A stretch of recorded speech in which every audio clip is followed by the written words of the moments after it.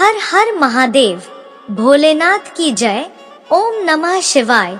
प्रिय साथियों, आज हम आपको भगवान शिव के चमत्कार की एक ऐसी घटना सुनाने वाले हैं जिसे सुनकर आप सभी को जो विश्वास है हमारे भोलेनाथ पर, वह और भी शक्तिशाली हो जाएगा। और जो भी इस चमत्कार की घटना को पूरा सुनेगा उस पर महादेव की कृपा बरसने लगेगी। साथियों, हमारे भोलेनाथ तो सिर्फ सच्चे प्रेम और भक्ति के भूखे हैं। उन्हें किसी आडंबर की आवश्यकता नहीं है। जो भी अपने मन में शंका रखता है या महादेव के चमत्कारों पर संदेह करता है, वह कभी उनकी कृपा को पा नहीं सकता। साथियों, सिर्फ भोलेनाथ ही एकमात्र ऐसे देव हैं जिन्हें सरलता से प्रसन्न किया जा सकता है। युगों युगों से हम ऐसा ही देख रहे हैं कि सभी, चाहे वो देव हो या दानव, मनुष्य हो या जीव जंतु, अपनी मनवांछित इच्छा को पूरा करने के लिए महादेव की साधना ही करते हैं। सभी को पता है कि हमारे शिव शंभू जब देने पर आए तो रंग को राजा बना देते हैं। मृत्यु की चौखट पर पड़े मनुष्य को जीवन का वरदान देते हैं। काल भी उनके आगे थर थर कांपता है। पृथ्वी, सूरज हो या चांद सितारे, सभी उनकी आज्ञा का पालन करते हैं। आज हम आपको महादेव के एक चमत्कार की सच्ची घटना सुनाने वाले हैं। प्रिय साथियों, यह घटना दिल्ली की ही एक जगह की है। जैसा कि आप जानते ही हैं कि दिल्ली में हर जगह मेट्रो रेल की पटरियों का जाल बिछा हुआ है। चाहे धरती हो या आकाश या जल, सभी जगह मेट्रो ने अपना मार्ग बना लिया है। कोई भी इमारत या सड़क उसके रास्ते में आई तो उसे वहां से हटना ही पड़ता है, और चाहे या ना चाहे उनको मेट्रो रेल के आगे झुकना ही पड़ता है। ऐसे ही एक जगह मेट्रो के लिए जमीन के नीचे से रास्ता बनाया जा रहा था। दिन रात मेट्रो का काम चल रहा था। अनगिनत मजदूर, इंजीनियर और अधिकारियों की देख रेख में काम तेज गति पकड़े हुए था। कॉलोनियों और स्कूल कॉलेज के नीचे से निकलती हुई मेट्रो एक ऐसी जगह पहुंच गई थी जहां पेड़ों से घिरा हुआ एक बड़ा क्षेत्र था। अब तो वहां काम करना और भी आसान था। उन्होंने मार्ग में आने वाले सभी पेड़ों और झाड़ियों को काटना शुरू कर दिया। दूसरी तरफ जमीन के नीचे मशीनें तेजी से जमीन को काटकर मेट्रो का रास्ता बना रही थी। लेकिन एक दिन अचानक से बिजली की सप्लाई में दिक्कत आ गई। सभी लोगों को तेजी से जमीन के नीचे से निकाला गया, क्योंकि बिजली न होने से वहां हवा और पानी की सप्लाई रुक गई थी। कुछ मजदूरों और इंजीनियर्स की हालत खराब भी हो गई थी। उस दिन का काम रोकना पड़ा। अगले दिन जब सब वापस आए तो सबके चेहरे उतरे हुए थे। सभी एक दूसरे से बातें कर रहे थे कि रात में उन्हें बड़े ही डरावने सपने आए। सपने में उन्होंने साक्षात काल के दर्शन किए और सपने में हजारों सांप भी थे जो उनके आसपास बिखरे हुए थे। हैरानी की बात यह थी कि एक दो नहीं बल्कि अनेकों कर्मचारियों ने ऐसा ही स्वप्न देखा था। साथियों, अगर अभी तक आप इस सच्ची घटना को सुन रहे हैं तो कमेंट बॉक्स में मेरे प्यारे भोलेनाथ का जयकारा लगाना मत भूलना। तो बोलिए शिव शंकर महादेव की जय। लेकिन पढ़े लिखे इंजीनियर्स और अधिकारी इसे बिना बात की अफवाह कहने लगे। उन्हें पता नहीं था कि वह महादेव के संकेत को अनदेखा कर रहे हैं। और इसका क्या परिणाम हो सकता है, इसके बारे में हम आगे इस कथा में सुनेंगे। काम फिर से शुरू हो गया। अभी आधा दिन भी नहीं बीता था कि खुदाई करने वाली बड़ी बड़ी मशीनें अजीब और डरावनी आवाजों के साथ बंद हो गई। वहां मौजूद लोगों को ऐसा लगा जैसे मशीनें उनसे कुछ कह रही हो। काम एक बार फिर से बंद हो गया। ऐसा लग रहा था कि कोई बड़ी शक्ति उन्हें रोक रही है। बड़े बड़े इंजीनियर्स और एक्सपर्ट्स ने मशीनों को जांच शुरू कर दी, लेकिन मशीनें तो ऐसे ठंडी पड़ गई थी जैसे कभी चली ही नहीं थी। अब बताया गया कि शायद किसी बड़े पत्थर या सख्त जमीन की वजह से मशीन बेकार हो गई।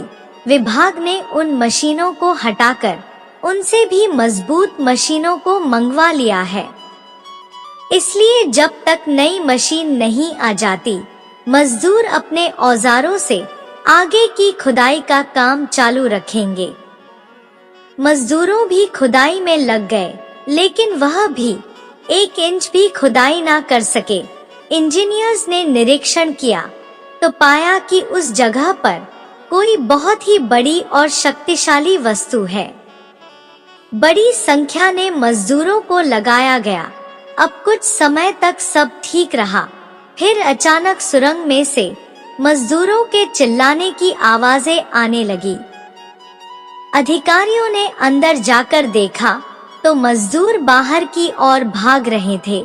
वहां सुरंग की दीवार में से अनेकों प्रकार के बड़े बड़े विषैले सांप निकल रहे थे। यह सब हमारे महादेव संकेत दे रहे थे, लेकिन किसी को समझ नहीं आ रहा था। अधिकारियों ने सांप पकड़ने वालों को भी बुलाया, लेकिन उनके आने तक सभी सांप उसी सुरंग में गायब हो गए। अब तो किसी मजदूर की हिम्मत नहीं थी कि वह अंदर जा सके। हमारे भोलेनाथ जानते हैं कि वह मजदूर निर्दोष है और सिर्फ अपना काम कर रहे हैं, इसलिए इन्हें कोई दंड नहीं दिया। अब तो अधिकारियों को भी मानना पड़ा कि कोई ना कोई शक्ति उन्हें वहां खुदाई करने से रोक रही है, क्योंकि अब तो मजदूरों के साथ अधिकारियों को भी डरावने सपने आने लगे थे और सपने ने विषैले सांप दिखाई देते थे। उन्होंने आसपास रहने वाले लोगों से बात की तो उन्होंने बताया कि वहां एक बुजुर्ग रहते हैं जो वहां की पुरानी बातें जानते हैं। उन्हें बुलाया गया।